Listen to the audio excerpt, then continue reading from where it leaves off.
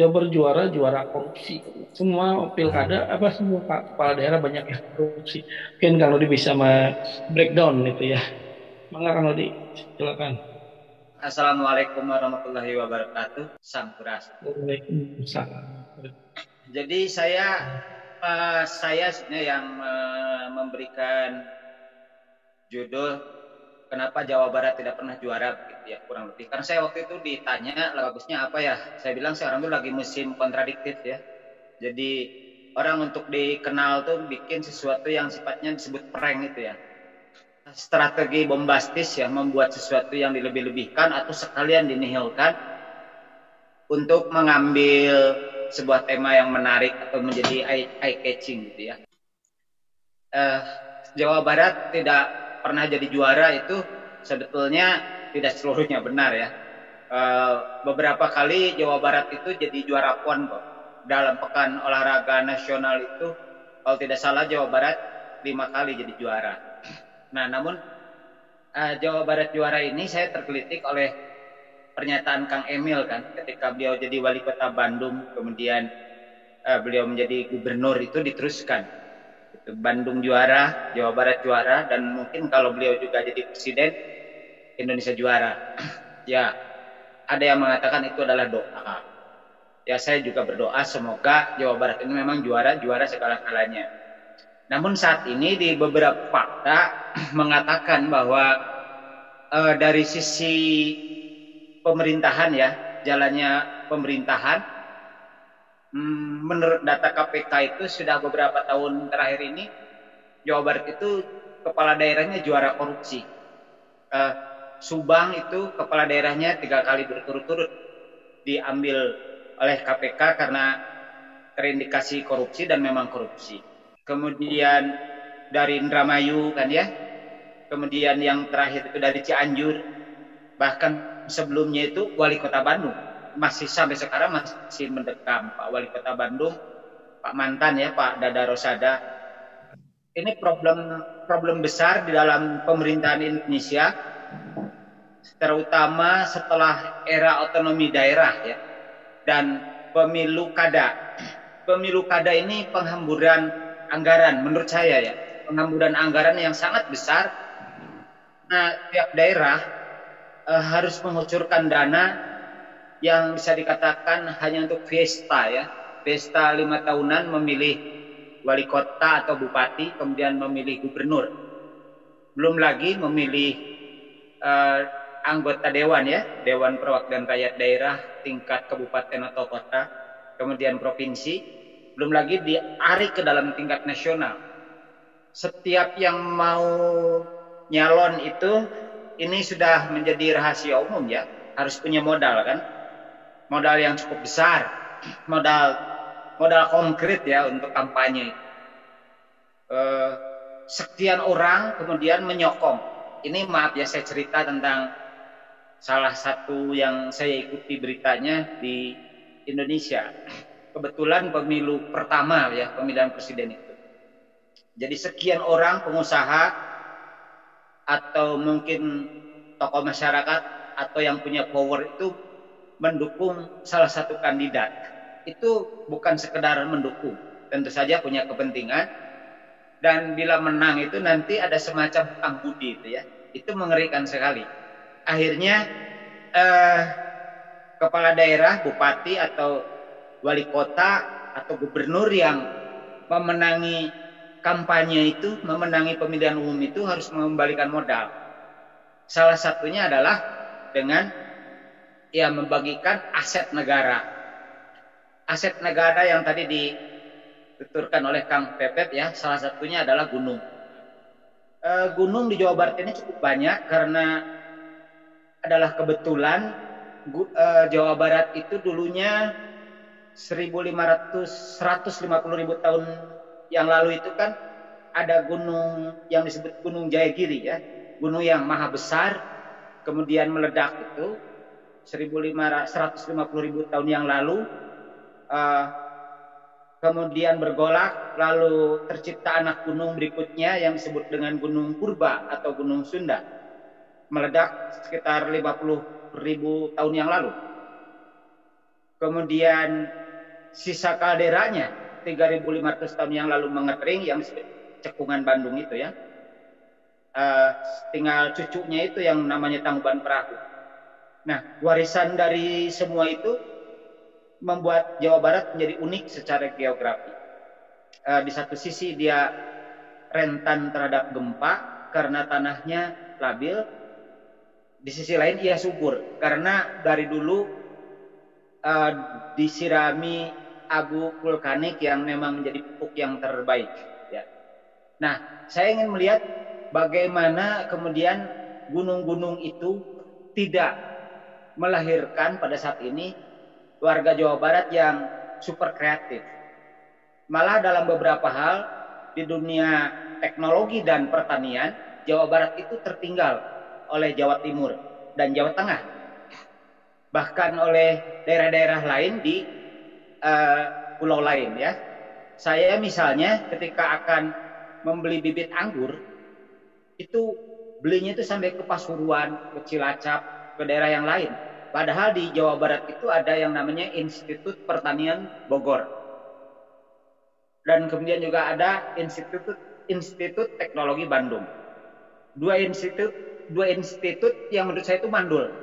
Yang mestinya mereka menjadi kawah candra di muka untuk melahirkan para insinyur yang mampu menciptakan teknologi yang berguna untuk masyarakat.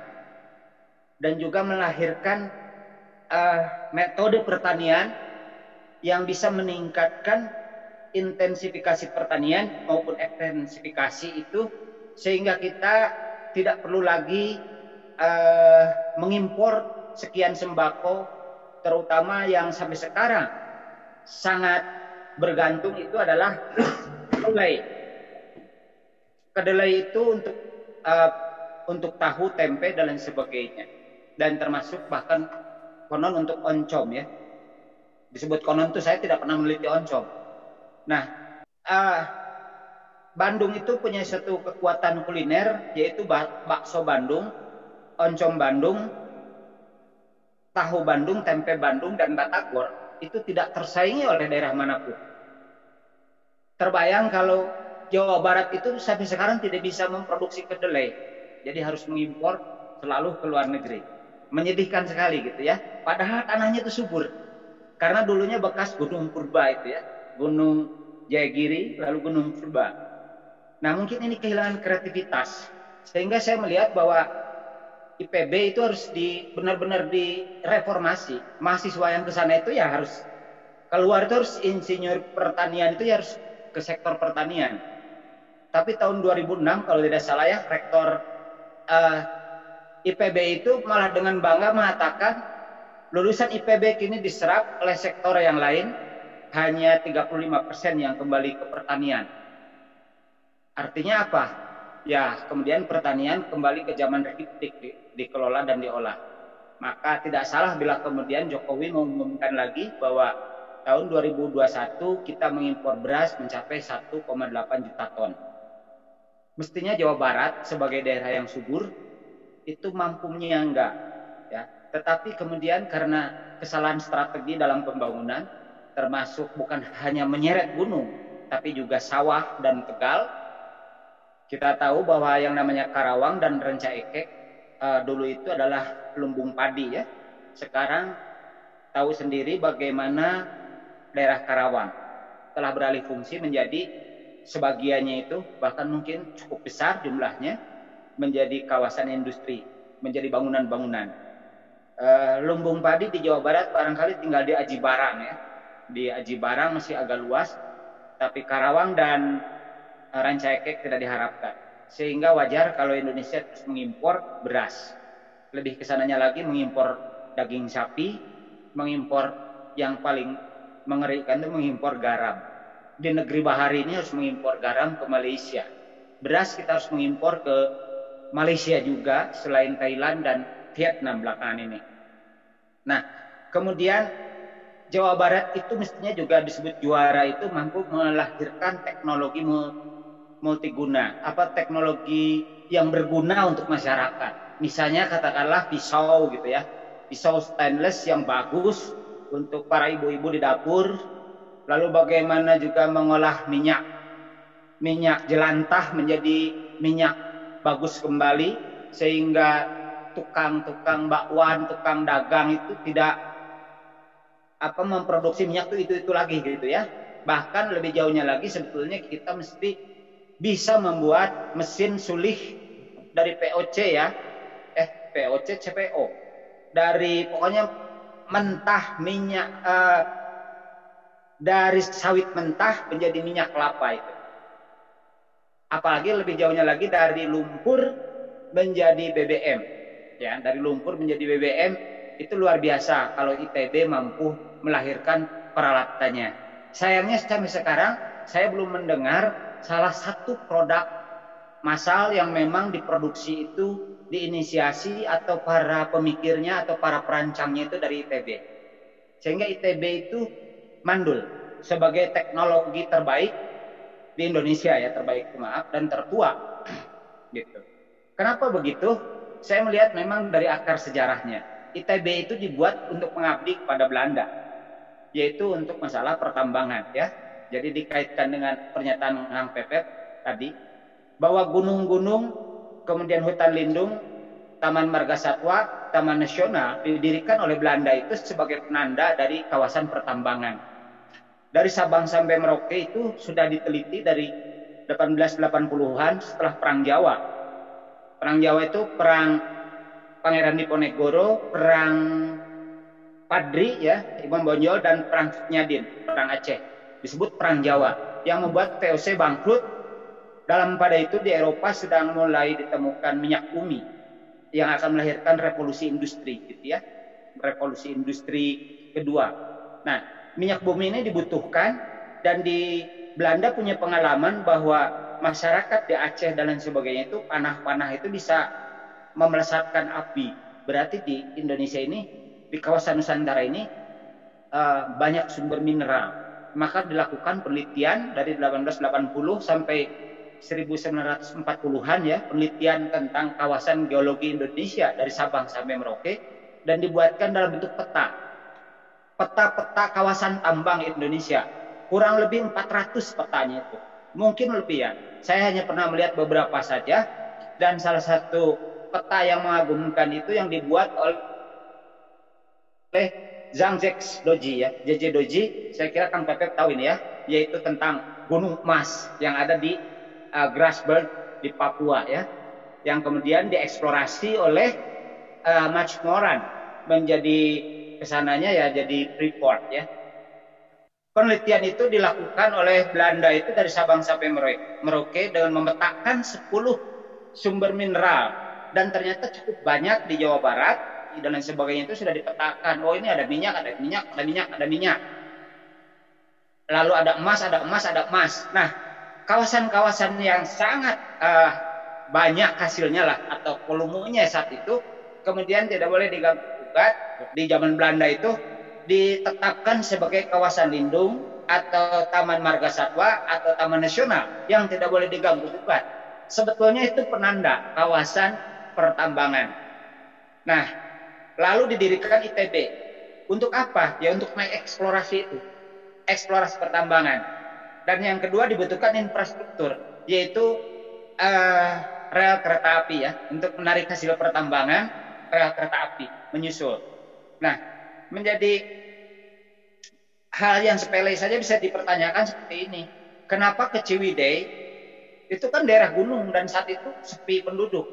Belanda harus membuat rel kereta api yang sampai sekarang peninggalannya ada gitu ya, di Ciwidey dan di beberapa daerah termasuk di Pangandaran ya. Dibuatkan rel-rel kereta api. Itu sebenarnya kan untuk sarana pengangkutan hasil tambang nantinya. Nah, sayangnya kan mereka rencananya itu keburu bubar karena pertama Malaysia, krisis ekonomi dunia akibat Perang Dunia I. Di situ kemudian hutan lindung dan lain sebagainya makin diperbanyak. Setelah beres Malaysia, rencana itu dilanjutkan, kemudian didirikanlah pusat geologi, itu adanya di Bandung, untuk mengeksplorasi mineral di Indonesia, terutama yang strategis, batu bara, minyak diuji coba di Balawan, batu bara dicoba di Kalimantan, emas dicoba di Salido dan Cikotok. oleh Belanda itu ya, menambang itu. Sebelum Indonesia merdeka ini ya. Nah, kemudian terjadi Perang Dunia II, seluruh peta-peta itu dikuburkan di sekitaran kota Bandung. Ketika Soekarno menjadi Jawa Hokkaido atau ketua DPR zaman Jepang, dia masuk ke gedung-gedung lama itu dan ditemukanlah peta-peta itu lalu dikuburkan, disimpan di gedung Indonesia Menggugat yang saat itu masih Museum Geologi, gitu kan. Nah, berbekal peta itu sebetulnya Soekarno bertemu Kennedy dan mengatakan, kami punya harta karun, ini peta-petanya. Makanya dikenal sekarang itu ada harta karun Bung Karno ya. Padahal sebetulnya itu bahan tambang dari Sabang sampai Merauke yang sudah dipetakan oleh Belanda. Nah, kembali ke masalah kenapa Jawa Barat tidak pernah juara misalnya. Saya melihat dari jumlah perguruan tinggi yang berada di Jawa Barat dengan IPM ya, Indeks Pembangunan Manusia Indonesia per provinsi, Jawa Barat itu juara 6. Bukan juara 1. Juara satunya kalau menurut tahun 2018, 2019 dan 2020, juara satunya itu masih dipegang oleh Jakarta.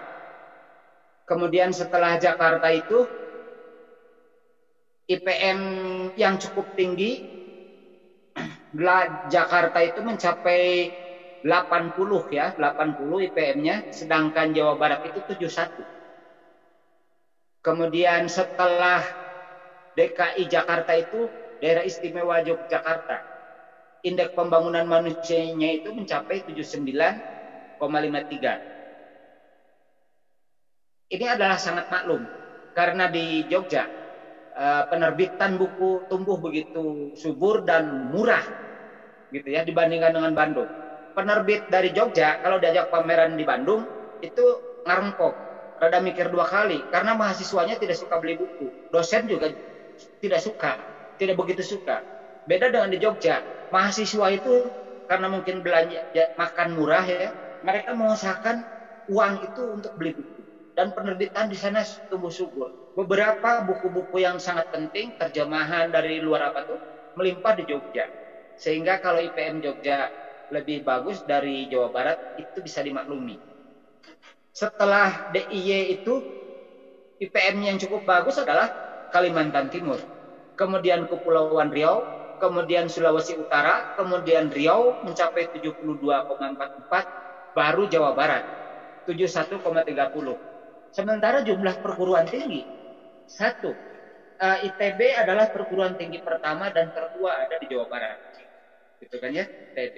Lalu yang namanya sekolah keguruan, perguruan tinggi keguruan, yang dulu namanya IKIP Bandung itu IKIP Pelopor, adanya di Jawa Barat. Mestinya dengan adanya IPB, ITB, IKIP gitu ya, indeks prestasi manusia Jawa Barat itu unggul. Nah, di sini mungkin kelemahan warga Jawa Barat, baik pemerintahnya maupun masyarakatnya, rupanya ini bangsa adalah punya suatu mental yang terluka, sehingga butuh menghibur diri, dan salah satu menghibur dirinya itu adalah dengan istilahnya itu agul kupayung butut kalau menurut peribahasa itu, dan satu lagi itu adean kukuda berep. Itu masyarakat Jawa Barat. Dengan kata lain itu pencitraan ya. Masyarakat Jawa Barat itu terlalu gemar pencitraan. Jadi seolah-olah alhamdulillah sekolah kami literasinya sudah maju. Guru itu sambil difoto seperti ini pegang buku dengan memberi caption bahwa literasi sekolahnya sudah maju. Padahal buku ini kan cuma begini. Bukan dibaca sedang membaca. Dia tidak memperlihatkan bahwa dirinya suka membaca atau apa. Kayak Bung Hatta itu kan begini kalau foto itu, beberapa itu. Tapi ini guru begini, yang bisa saja diganti dengan ini misalnya ya, alkohol 70%. Apa bedanya coba? Ini mengatakan sudah literat katanya ya. Jadi pencitraannya itu terlalu kental. Dan ini sudah terlihat di kampus-kampus. Tahun 90-an, saya ke Jogja itu kaget. Loh, kok banyak mahasiswi cantik-cantik, ayu-ayu itu naik sepeda ontel gitu ya. Di Jawa Barat kan nggak ada. Di kota Bandung nggak ada mahasiswi yang naik sepeda ontel. Dari dulu sampai sekarang. Mungkin karena tanahnya bergunung-gunung itu ya. Tapi kalau di Di Surabaya masih ada. Waktu saya ke Surabaya itu tahun 94, saya menemukan mahasiswi di Surabaya itu naik sepeda.